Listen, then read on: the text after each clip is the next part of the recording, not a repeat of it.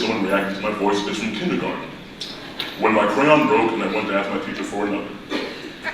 My teacher was talking with an adult I didn't recognize.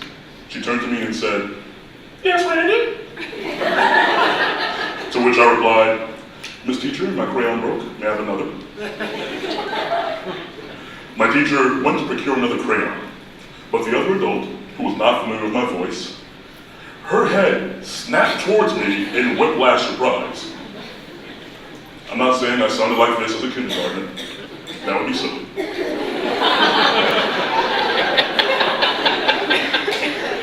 However, at every given age, my voice has been lower than one would typically expect. I've often felt that my voice was a gift that may be different in a good way. My parents are both college graduates.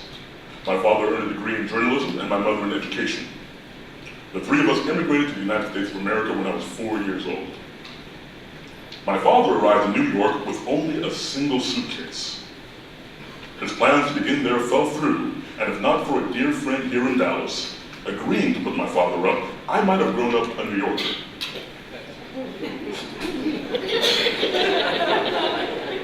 With an extensive resume from his work in Nigeria, my father arrived in Dallas where he approached several news stations to interview for a job.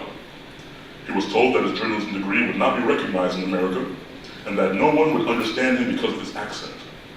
So instead of continuing looking for work as a journalist, my father drove taxi cabs and worked at McDonald's to earn the money required to bring me and my mother over 18 months later. Mom's education degree also went unrecognized, so she worked as a certified nursing assistant for years before my dear Aunt Judy loaned my mom tuition money for nursing school. At which point, my mother became a licensed vocational nurse. My parents are the hardest working people I know. They sacrificed everything they had to move to America and start from scratch so they could give me and my younger siblings the best opportunities possible. Because my parents worked long hours, they enrolled me in an after-school program called Adventure Time, so that I had somewhere to go until they got off from work to take me home. Adventure Time had a Cub Scout program. One activity we engaged in as Cub Scouts was arts and crafts, and it was led by a wonderful woman named Mrs. Chris Osley. Mrs. Osley was used by the Lord to intervene on my behalf and forever change my family's future. Mrs. Osley saw potential in me that drove her to find out who my parents were, and she gave them an application for Greenhill School. The first day I visited Greenhill, I saw massive birds with long, trailing, colorful feathers strutting around the campus, and all I could think was, why is no one reacting to these big-ass birds?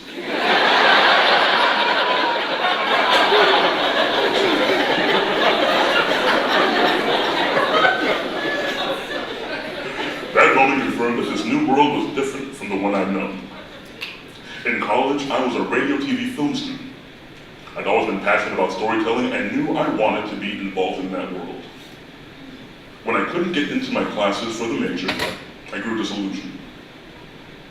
I began to party too often and study too little. My grades suffered. I was forced to withdraw. It was in the period after college that, at my parents' suggestion, I set my desires aside and shifted my energies towards a practical career in nursing.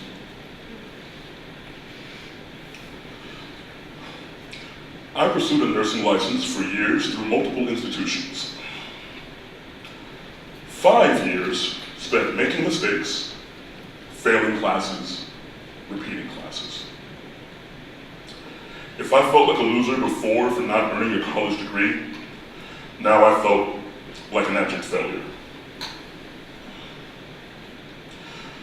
Every completed assignment was another step closer to a career my heart wasn't in, and it was soul crushing. I wanted to use my God-given voice, not spend my life in a nursing home. As I entered my 20s, I looked around and everyone I attended school with had accomplished far more than I had.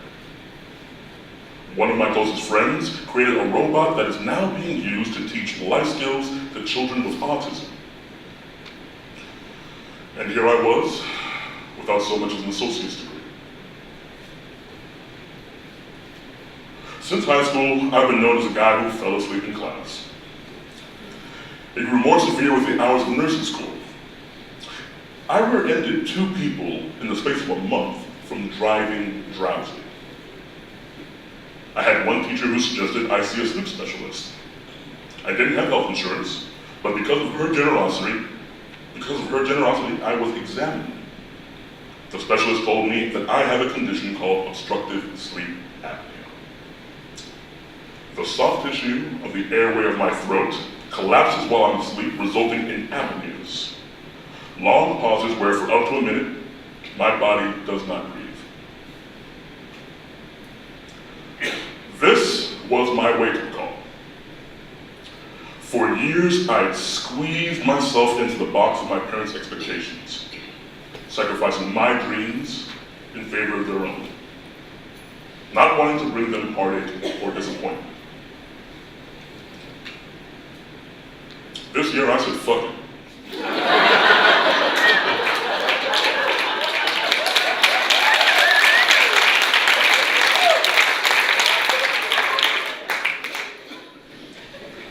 Bought a microphone and turned in my scrubs. These days, I wake up gleeful. My morning routine now includes an hour dedicated to researching networking opportunities to attend. To be a capable voice actor, you have to be a capable actor. So I've signed up for improv classes, and as soon as those end, I'll sign up for more. I'm seeking out volunteer opportunities like Readers to Leaders that promote literacy and reading among children.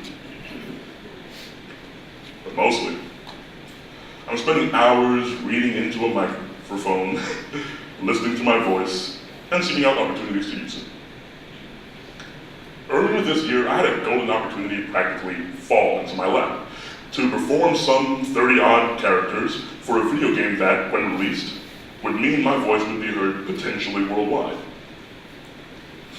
But I was in nursing school at the time, and nursing school came first. I missed one deadline too many because I made nursing my priority, and as a result, I was cut from the effort. This would have been great experience and exposure, and I was devastated when it fell through because how often do we get such chances?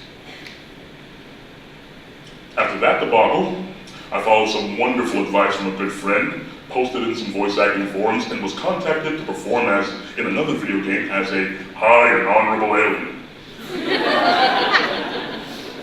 The producers liked my work to the extent they asked if I would narrate the trailer for the game.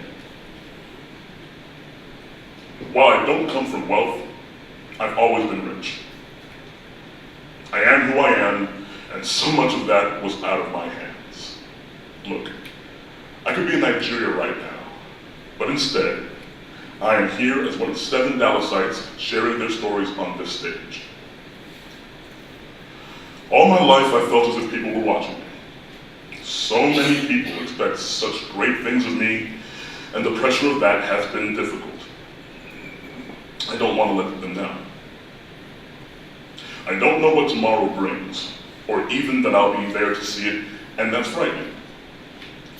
I do know that I spend every day planning, practicing, and executing how to be a better voice actor than the day before. And that I am so much happier these days. I'm finally living life for me, and on my own terms, outside the box of other people's expectations. I found my voice, and damn does it feel good.